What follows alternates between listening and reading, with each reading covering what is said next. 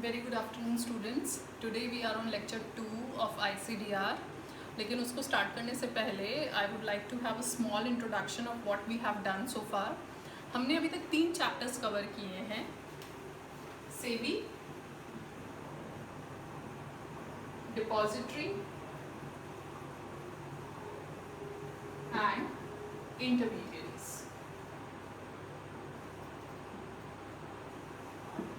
अब देखिए, सेबी क्या है?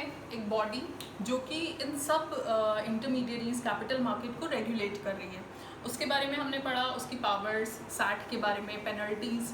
तो ये सब में आपको एक तो पेनल्टीज़ अच्छे से करना है, उसके पावर्स अच्छे से करना है और सैट के बारे में बहुत अच्छे से करना है। सेकेंड, हमारा वो बॉडी जो कि आपको इलेक्ट्रॉनिक कीपिंग ऑफ सिक्योरिटीज़ है ना, विच प्रोवाइड्स इलेक्ट्रॉनिक होल्डिंग। क्योंकि पहले हमारे पास क्या थे? फिजिकल शेयर्स थे। उसको हमने हटा करके जो इलेक्ट्रॉनिक होल्डिंग को एक्सेप्ट किया है वो कौन प्रोवाइड करता है? NSDL and CDS। ठीक है, ये दो बॉडीज, इनके बारे में हमने जाना डीमटीरियलाइजेशन होता कैसे है वो जाना।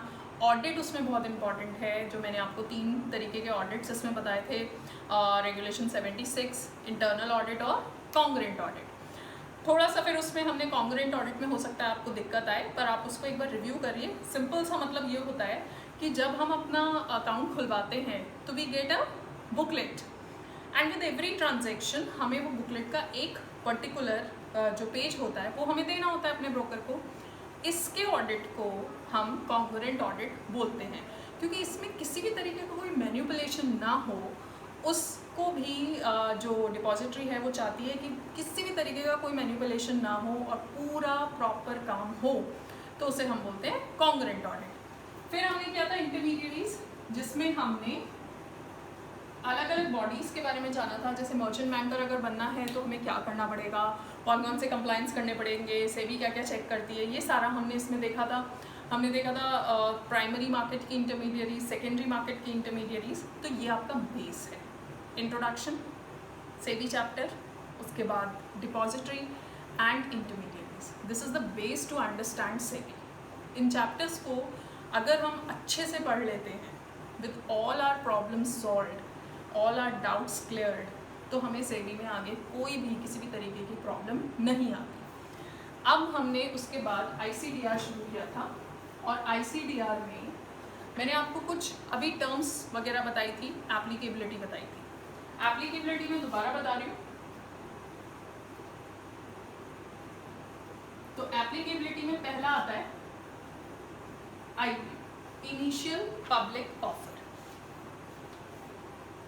Unlisted company,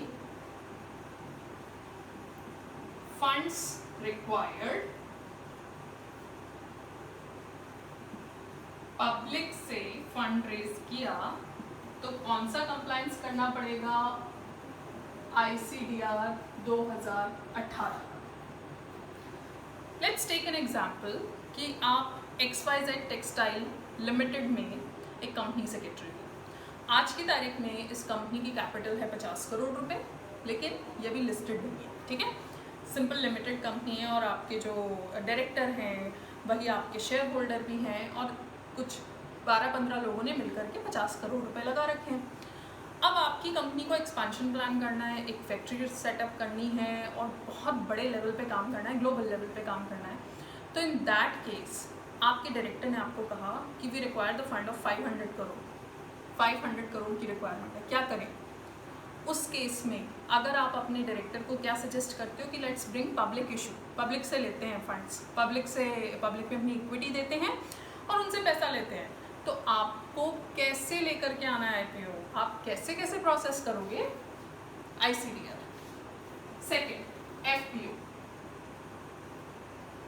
already listed company दोबारा से फंड्स रेज कर रही है। क्या कर रही है? दोबारा से फंड्स। रिलायंस में कंपनी सेक्रेटरी हो, ONGC में हो, HDFC बैंक में हो, ठीक है, दोबारा से पैसा चाहिए भाई, एक्सपेंशन होता रहता है इन कंपनीज का। तो in that case FPO, follow on public offer, further public offer भी बोलते हैं इसको। राइट इशू, लिस्टेड कंपनी अपने एग्जिस्टिंग शेयर होल्डर्स के लिए अगर कोई ऑफर लाती है लिस्टेड कंपनी, अगर अपने एग्जिस्टिंग शेयर होल्डर्स को ही अलॉटमेंट करती है तो उसे बोलते हैं राइट इशू। ठीक है, तो इन दैट केस उस कंपनी को कौन सा कंप्लायंस करना पड़ेगा? ICDR। Next is preferential issue. Preferential issue means particular group को लिस्टेड कंपनी अगर अलॉटमेंट करे, again and again I am saying the word listed company. ठीक है, आप रिलायंस में काम कर रहे हो, रिलायंस को एक पर्टिकुलर ग्रुप को देना है, पब्लिक को नहीं देने शेयर्स, पर्टिकुलर ग्रुप को देने हैं, तो आपको ना केवल कंपनी लॉ बल्कि सेबी ICDR का भी कंप्लायंस करना है। इनके बाकायदा चैप्टर बने हुए ICDR में, हमारा उतना डिटेलिंग में नहीं है पर हमें ये पता होना चाहिए कि ICDR एप्लीकेबल किस पे है। तो listed company other than existing shareholder particular group को जब देती है तो then you have to comply with preferential issue के लिए जो ICDR की गाइडलाइंस है, that you have to comply. Bonus issue, listed company free of cost अगर दे रही है। Bonus issue by name itself suggest free में जब आप शेयर्स दे रहे हो तो in that case you have to comply with ICDR 2018। Last one is QIP। QIP मैंने आपको बताया था, क्वालिफाइड इंस्टीट्यूशनल बायर्स को जब प्लेसमेंट किया जाता है that is known as QIP placement, तो जब कंपनी उनको कर रही है। तो फर्स्ट हमारा जो टॉपिक है दैट इज ICDR की एप्लीकेबिलिटी। देखिए अभी तक हमने क्या किया है, हमने सिर्फ ये पढ़ा है सेबी क्या होता है, हमने ये पढ़ा कि डीमैट की फैसिलिटी कौन दे रहा है, डिपॉजिटरी, हमने ये पढ़ा कि कैपिटल मार्केट में कितनी कितनी इंटरमीडियरीज हैं, कौन कौन सी बॉडीज़ हैं, वो हमने पढ़ लिया। Now we are with ICDR 2018। ICDR क्या है कि बेसिकली जो कि कंपनीज इशू लेकर के आना चाहती हैं वो कैसे लेकर के आएंगी, उन सब के कंप्लायंस के बारे में। तो just have a look on this chart.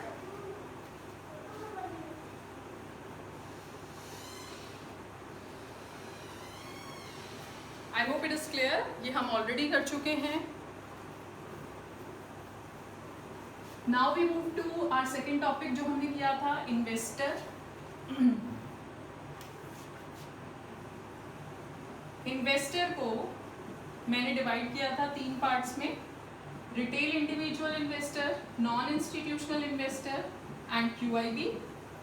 Retail में अप टू 2 लाख वाले, नॉन इंस्टीट्यूशनल में अबव 2 लाख वाले, और QIB में huge crore of rupees invest करने वाले। QIB की हमने डेफिनेशन भी की थी, आई होप यू रिमेंबर। तो रिटेल में आते हैं आम जनता, हम जैसे लोग, जो कि हम मैक्सिमम अप्लाई कर सकते हैं, बिड्स जो लगा सकते हैं यानी बोली लगा सकते हैं, अप्लाई कर सकते हैं, वो है 2 लाख तक के शेयर्स के लिए। वो कैसे लगाते हैं that we will understand later on. Non institutional, मेरे पास तो बहुत सारा पैसा है, 10 करोड़ लगाना है, 5 करोड़ लगाना है, 2 करोड़ लगाना है, तो in that case but I am not an institution, then I will belong to the category of non-institutional investor। QIB, जैसा कि मैंने आपको LIC का एग्जांपल दिया था कि LIC is an insurance company, उसको इन्वेस्ट करना है, तो in that case LIC will belong to the category of QIB। और जो मेन फाइनेंस प्रोवाइड करते हैं ना वो ये लोग होते हैं। ठीक है, किसी भी पब्लिक इशू में जो मेन फंडिंग होती है वो QIB कैटेगरी करती है। तो ये हमारे इन्वेस्टर हो गए। इसके बाद था हमारा टॉपिक फ्रेश इशू। एग्जाम्पल से समझिएगा, प्रेजेंट कैपिटल कंपनी की है 100 करोड़, ठीक है, कंपनी पब्लिक इशू लेकर के आती है 100 करोड़ का। पोस्ट इशू यानी कि आफ्टर दिस इशू कंपनी की टोटल कैपिटल हो जाती है 200 करोड़, ठीक है, यानी basically paid up capital has increased, company का पेड अप कैपिटल क्या हो गया, इंक्रीज हो गया है। तो फ्रेश इशू यानी कि बेसिकली कंपनी नए इक्विटी लेकर के आ रही है जो कि कंपनी अलॉट करेगी, एग्जिस्टिंग कैपिटल में कंपनी कोई चेंज नहीं कर रही। क्वेश्चन ये होता है कि अगर मेरी ऑथराइज कैपिटल भी 100 करोड़ है तो क्या कंपनी पब्लिक इशू ला सकती है? नो, जब तक कि कंपनी अपनी ऑथराइज कैपिटल इंक्रीज नहीं कर लेती, यानी कंपनी को अपनी ऑथराइज कैपिटल बढ़ानी पड़ेगी। ऑथराइज क्या होती है? That is the maximum limit जितना आप इशू कर सकते हो। तो अगर वो भी 100 करोड़ है तो फर्स्ट आपको अपनी ऑथराइज कैपिटल बढ़ानी पड़ेगी, उसके बाद आप पब्लिक इशू लेकर के आ सकते हो। तो फ्रेश इशू क्या हुआ? It brings increase in your paid up capital. ये तो फर्स्ट हो गया। Second is offer for cell. ठीक है, ऑफर फॉर सेल टर्म क्या था? प्रेजेंट कैपिटल कंपनी की है 100 करोड़, जिसमें एग्जिस्टिंग शेयर होल्डर जो मेजर शेयर होल्डर हैं, मेजर शेयर होल्डर और प्रमोटर की मिला के है 80 करोड़। कंपनी को फंड्स की ऐसा रिक्वायरमेंट नहीं है, लेकिन मैंने क्या बताया था? कंपनी को लिस्ट होना है। तो in that case security contract regulation act, कौन सा? सिक्योरिटी कॉन्ट्रैक्ट रेगुलेशन एक्ट, जो कि क्या बोलता है? आपको एक स्पेसिफाइड परसेंटेज पब्लिक को देनी पड़ेगी, कुछ इन्वेस्टर्स को देनी पड़ेगी, इन्वेस्टर जो अभी रिटेल, नॉन इंस्टीट्यूशनल और QIB किया। तो इन दैट केस ये जो एग्जिस्टिंग शेयर होल्डर हैं, इन्होंने कहा, प्रमोटर्स ने, कि हम सरेंडर करते हैं अपने कुछ 30 करोड़ के शेयर्स, और इस 30 करोड़ को सब्सक्राइब कर लिया पब्लिक ने। 80 में से 30 गए 50, राइट? यहाँ पे 100 में से 80 चले गए 20, 80 में से 30 इन्होंने दे दिए, 50 बचे, 30 किसने सब्सक्राइब कर लिए? पब्लिक ने। टोटल करो 100 का 100, यानी जो इनिशियल कैपिटल थी वो का वो, 100 का 100। Is there any change in paid up? No, no change in paid up. आपकी पेड अप में कोई चेंज नहीं हो रहा। That is offer for sale. तो ऑफर फॉर सेल सिंपल क्या मतलब होता है? एग्जिस्टिंग जो प्रमोटर है, एग्जिस्टिंग जो शेयर होल्डर है, इन्हें हम बोलेंगे, जो अपने सरेंडर शेयर करते हैं, सेलिंग शेयर होल्डर। क्या बोलेंगे? Selling share holder. Selling share holder जब अपना हिस्सा कुछ सरेंडर कर देते हैं और वो पब्लिक के पास चला जाता है without any impact on the paid up capital, that is known as offer for sale. आपको पता भी नहीं लगेगा कि आपके पास धीरू है, आपके पास मुकेश अंबानी का शेयर आ रहा है, या आपके पास फ्रेश इशू आ रहा है, क्योंकि आजकल फिजिकल शेयर्स तो होते ही नहीं है। सिंपल आपके पास क्या मैसेज आया जाएगा? आपके अकाउंट में 100 शेयर्स आए हैं, अगर रिलायंस ऑफर फॉर सेल लेकर के आता है तो what is the major difference? अगर फ्रेश इशू टर्म आता है उसी टाइम आपको समझ में आ जाना चाहिए, हाँ कंपनी की पेड अप बढ़ने वाली है, नए इक्विटी शेयर से। ऑफर फॉर सेल है तो कंपनी क्या करने वाली है? अपने एग्जिस्टिंग शेयर होल्डर के कुछ शेयर्स लेकर के और पब्लिक में देने वाली है। There is no change in the paid up capital, क्योंकि कंपनी के पास कोई इसमें चेंज नहीं हो रहा फंडिंग में। ठीक है, कंपनी कई बार कॉम्बिनेशन में भी करती है कि कुछ फ्रेश इशू हो गए, कुछ ऑफर फॉर सेल। जैसे मान लो कंपनी 100 करोड़ का इशू ला रही है, तो ये भी कंपनी ऑप्ट कर सकती है कि 50 करोड़ की तो हम फ्रेश इशू करेंगे और 50 करोड़ का हम ऑफर फॉर सेल करेंगे। That lies with the discretion of the company. ठीक है, तो यहाँ तक हमने कुछ टर्म्स किए थे। Now I move to the new topic,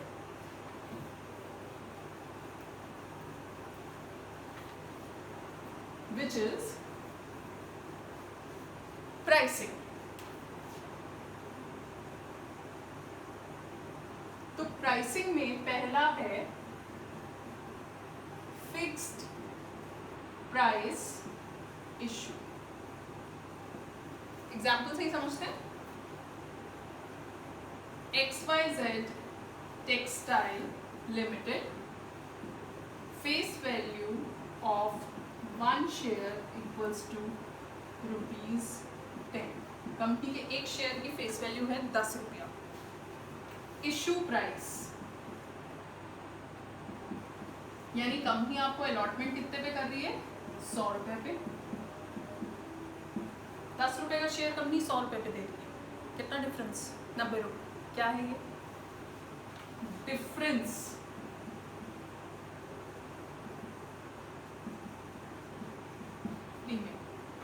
clear cut. आपको पहली बार में बता दिया 10 रुपये का शेयर 100 में दे रहे हैं, पहले बता दिया 100 रुपये में दे रहे हैं। ठीक है, आपको पहले से पता है कि एक शेयर की कीमत कितनी है? 100 रुपये। इशू प्राइस वो प्राइस होता है जिस पे कंपनी आपको शेयर दे रही है। फेस वैल्यू 10 रुपये, हमारी चीज़ की कीमत है 10 रुपये, लेकिन हम आपको कितने पे दे रहे हैं? 100 रुपये पे दे रहे हैं। यानी हम आपसे कितना प्रीमियम चार्ज कर रहे हैं, 90 रुपये। तो ये जो तरीका होता है, ऐसे जब कंपनी फंड्स रेज करती है या इन्विटेशन देती है या सिक्योरिटीज़ लेकर के आती है, तो उससे ऐसे इशू को हम बोलते हैं फिक्स प्राइस इशू। क्या बोलते हैं? Fix price issue. Not used much in current scenario. Current scenario में ये वाला मेथड अडॉप्ट नहीं हो रहा है, because the other method is more beneficial than this method. तो फिक्स प्राइस की डेफिनेशन वाइज अगर मैं बोलूँ तो price at which securities are offered और allotted is known in advance to the investor. ठीक है, I repeat, price at which securities are offered और allotted are known in advance to the investor. आपको पहले से पता है कि ये प्राइस है, ठीक है, and this is not used in current scenario. This is you can say outdated हो चुका है थोड़ा, अभी करंट सिचुएशन में ये यूज़ नहीं होता। तो अगर ये नहीं होता तो कौन सा तरीका है? दूसरे तरीके पे आते हैं जो कि आपका प्राइसिंग का है, that is book building issue.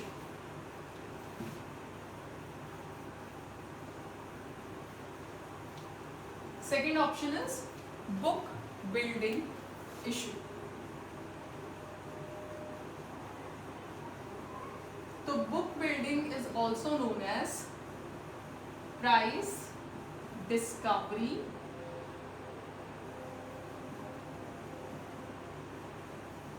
Method. ठीक है, क्या बोलते हैं इसको? प्राइस डिस्कवरी, यानी प्राइस को डिस्कवर किया जाता है इस मेथड। तो प्राइस कैसे डिस्कवर होता है?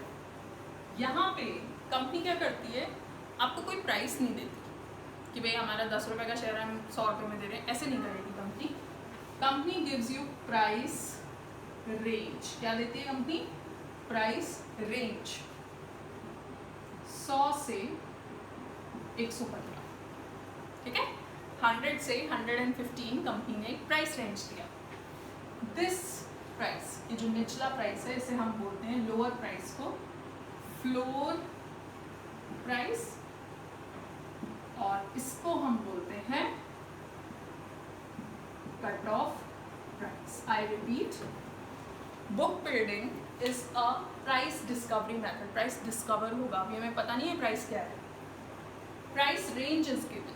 ठीक है, क्या है? प्राइस रेंज गिवन है।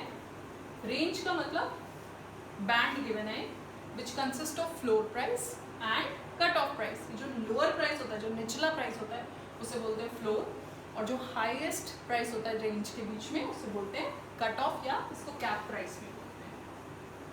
तो फ्लोर एंड कैप इस तरीके से ये है। Then bids are invited. अब क्या होगा? बिड्स इनवाइट होगा। अब आपको क्या करना है? बिडिंग। कोई लगाएगा 100 पे, कोई लगाएगा 101 पे, 100 से नीचे नहीं होगा, 115 से ऊपर नहीं होएगा। ठीक है, कोई 100 पे लगाएगा, कोई 101 पे लगाएगा, कोई 103 पे लगाएगा, कोई 106 पे लगाएगा। तो हम क्या करते हैं, एक एग्जाम्पल से लेते हैं। कंपनी 100 शेयर्स इशू कर रही है।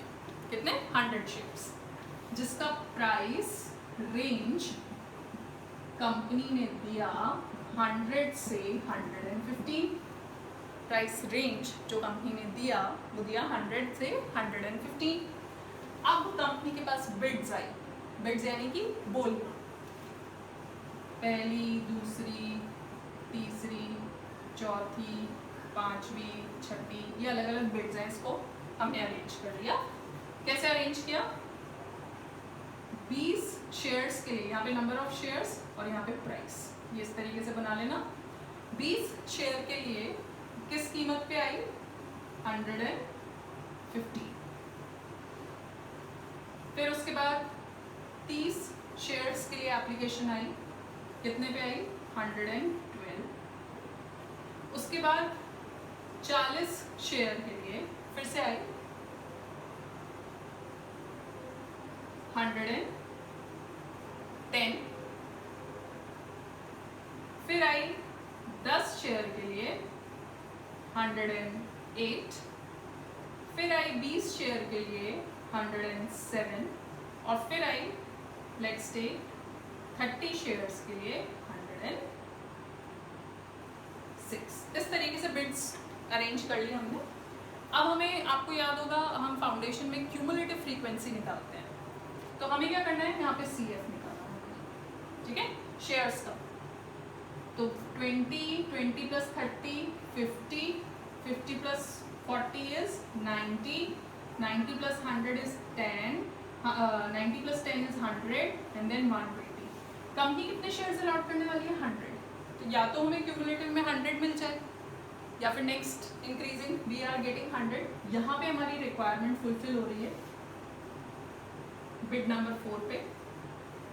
And what is the price here, 108. So this 108 is going to be your final price for all bidders. जितने भी bidders है ना, चाहे उसने 115 लगाया हो चाहे 112 लगाया, सबके लिए एक ही प्राइस रहेगा, 108 रुपये। अब आप सोच रहे होंगे तो फिर ये क्या होगा, जिसने 115 लगाया उसका क्या होगा, उसको रिफंड मिल जाएगा, ठीक है, डोंट वरी अबाउट इट, उसको रिफंड मिल जाएगा, कितने 7 रुपये के हिसाब से उसको रिफंड मिल जाएगा, सो don't worry about it.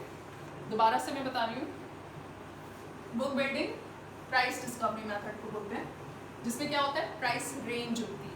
Price range consist of 2 prices, floor price and cut off price. Bids are invited, bids are arranged. मैंने एग्जाम्पल लिया, कंपनी को 100 शेयर अलॉट करने हैं, यहाँ पे 1000 हो सकते हैं, 10,000 हो सकते हैं, 50,000 हो सकते हैं, 1 करोड़ हो सकता है, कुछ भी हो सकता है, तो आपको उसके हिसाब से अरेंज करना होगा। हमने कॉलम बनाया, ये bid number 1, number of shares आए हैं हमारे पास 20 शेयर, प्राइस है 115। बिड नंबर 2 30 शेयर के लिए आई है 112 रुपये पे। थर्ड 40 शेयर के लिए आई है 110 रुपये पे। फोर्थ 10 शेयर के लिए आई है 108 रुपये पे। फिफ्थ 20 शेयर के लिए आई है 107 रुपये पे। और सिक्स 30 शेयर के लिए आई है 106 रुपये पे। आपको सिंपल शेयर्स का क्यूमुलेटिव निकालना है, 20 प्लस 30 50 प्लस 40 90 प्लस 10 100। हम कितना अलॉटमेंट करने वाले हैं, 100। 100 हमारा कहाँ मीट आउट हो रहा है, यहाँ पे, यानी कि बिड नंबर 4 पे। इसमें प्राइस कितना है, 108। तो 108 is going to be our final price for all the bidders. ये जो नीचे वाले हैं इनको नहीं मिलेगा, सिर्फ इन लोगों को मिलेगा, और ये जो जिन्होंने ज़्यादा अमाउंट दे रखा है इनका पैसा रिफंड हो जाएगा।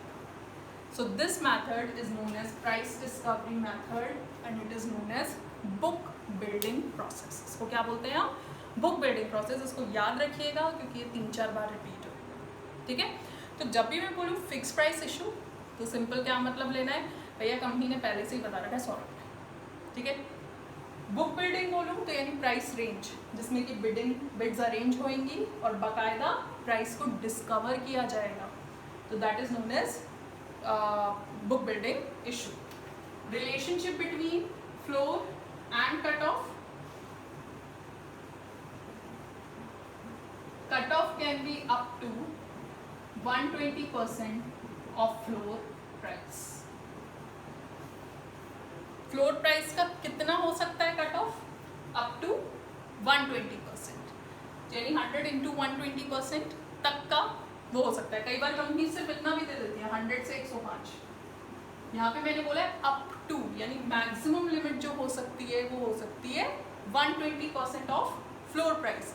So do not get confuse with that, अरे मैम आपने इसमें 120% नहीं दिया।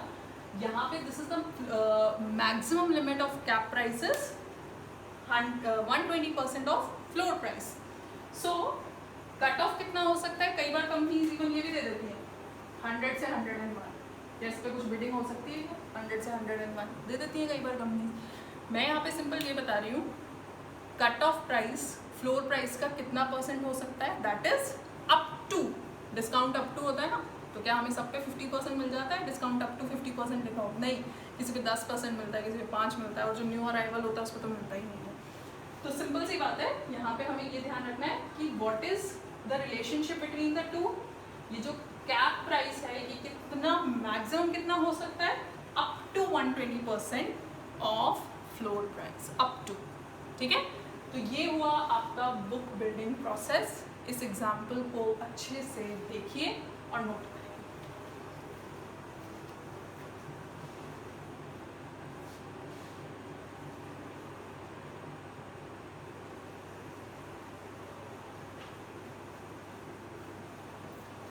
सो I hope it is not too heavy for all of you. तो एक बार फिर से रिकॉल कर लेते हैं।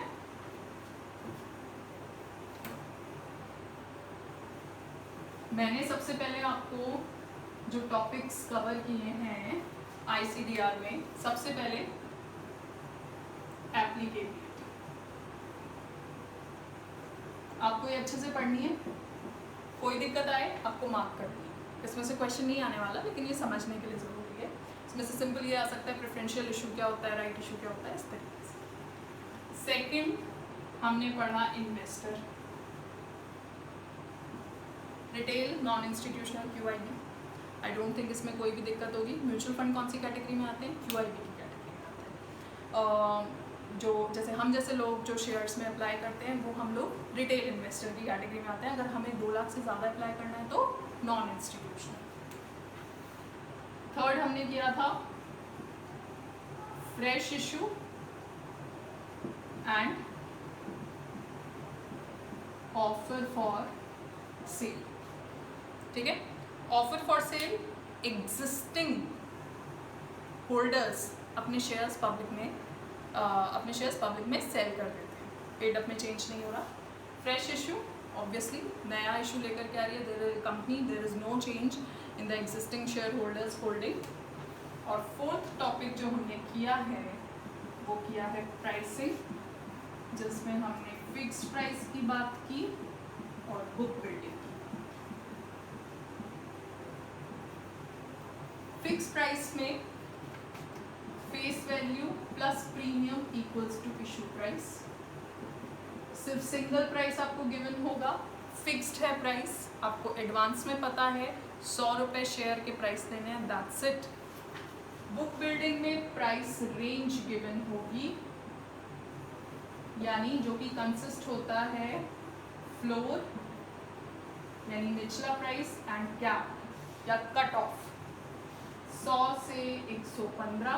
रिलेशनशिप दोनों में कैप कितना हो सकता है 120 up to 120% of floor price. जो निचला प्राइस है इसका अप टू 120% तक आपका फ्लोर प्राइस हो सकता है।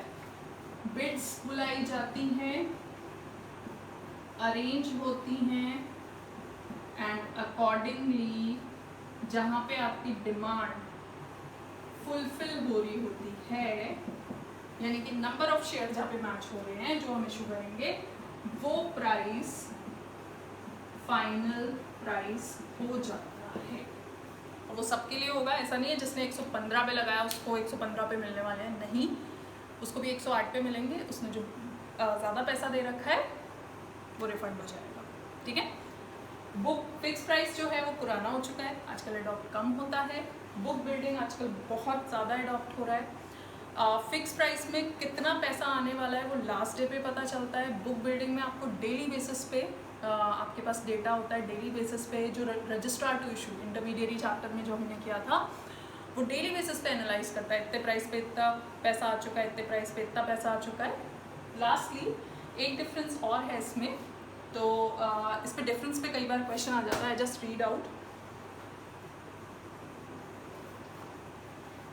First is well known price, यहाँ पे प्राइस वेल नोन नहीं होता, आपको शुरू में नहीं पता होता। सेकंड, शेयर की डिमांड कितनी है, इधर जिस दिन इशू क्लोज होगा उस दिन पता लगेगी, इधर डेली बेसिस पे पता लगती है। ये जो फिक्स प्राइस है वो आजकल प्रेफर नहीं किया जाता, ये बहुत पॉपुलर है बुक बिल्डिंग। फिक्स प्राइस में आपको पूरा 100% पैसा, क्या बोला मैंने, पूरा 100% पैसा, यानी कि 100 रुपये अगर एक शेयर के हैं और आप 10,000 शेयर के लिए अप्लाई कर रहे हो तो आपको पूरा 1,00,000 रुपये एडवांस में देना पड़ेगा। ठीक है, एडवांस पूरा। बुक बिल्डिंग में भी एडवांस में ही चलता है, ऐसा नहीं है बुक बिल्डिंग में एडवांस में नहीं चलता हो, लेकिन बुक बिल्डिंग में QIB कैटेगरी को एक फैसिलिटी दे रखी है कि 10% तो आप अभी एडवांस दे दो और बाकी का पैसा बाद में दे देना। तो हम तो कौन सी कैटेगरी में, रिटेल की कैटेगरी में, तो हमें तो एडवांस ही देना होता है। लेकिन इन केस जैसे मैंने अगर 115 रुपये दिए हैं और अलॉटमेंट कितने पे हुआ है, 108 रुपये पे हुआ है, तो मुझे ये जो बैलेंस मैंने ज़्यादा जो दिया है वो मुझे रिफंड हो जाएगा। और एक बात जो आपको याद रखनी है, कहीं लिखी भी नहीं मिलेगी, रिटेल इन्वेस्टर जो होते हैं वो बुक बिल्डिंग में बिडिंग नहीं करते, ठीक है। वो क्यों नहीं करते वो मैं आपको समझाऊंगी, पर आपको अभी के लिए क्या नोट करना है कि रिटेल इन्वेस्टर जो होते हैं वो बुक बिल्डिंग, जो अभी हमने बिडिंग वाला पूरा प्रोसेस किया था उसमें हमारी बिडिंग नहीं जाती, हमें सिंपल ये कह दिया जाता है कट ऑफ पे लगा दो, जो भी प्राइस होगा उससे कम हुआ, कट ऑफ ही हुआ यानी 115 ही हुआ तो आ गए तुम्हारे पैसे। लेकिन अगर 115 से कम हुआ, जैसे हमारे केस में क्या हुआ 108 हुआ, तो ये जो डिफरेंस है 7 रुपये का तुम्हारे को वापस मिल जाएगा, ठीक है। तो बिडिंग करते हैं आपके QIB category, non institutional category, तो there is no written law कि रिटेल वाले नहीं कर सकते, but it is advised that you shouldn't go for bidding, क्योंकि फिर वरना बिडिंग बहुत ज़्यादा क्लमजी हो जाएगा। तो ये आपका प्रोसेस हो गया। तो आज की क्लास के लिए यहाँ तक रखते हैं, इसको अच्छे से रिवाइज करिए, इसमें से प्रॉब्लम निकालिए so that we can discuss all the problems and जैसे बोलते हैं ना सारी प्रॉब्लम्स को अच्छे से हम सॉल्व कर सकें, क्योंकि इट इज़ वेरी एसेंशियल कि आपको कुछ ना कुछ प्रॉब्लम इसमें आनी चाहिए, तभी हमें समझ में आता है कि हाँ हम अच्छे से इसको पढ़ रहे हैं या नहीं। So don't worry about it, अभी कन्फ्यूजन्स भी होंगे, प्रॉब्लम्स भी आएगी, don't worry about anything, what you need to do, मैंने जो सीक्वेंस बताई है आप उसको पढ़िए, क्योंकि अब जो नेक्स्ट लेक्चर से मैं जो टॉपिक लूँगी उसके लिए मैं आपका कंपाइलर भी रीड आउट करूँगी। So I request to keep your compiler with yourself. ये तो बेसिक टर्म्स है, ठीक है, ये कई बार वैसे ही एग्जाम में आ जाती हैं, बेसिक टर्म्स है, तो बेसिक टर्म्स हो गई, अब हम रेगुलेशंस के ऊपर आएंगे। सो आज के लिए इतना ही, I will see you tomorrow, so thank you very much, thank you.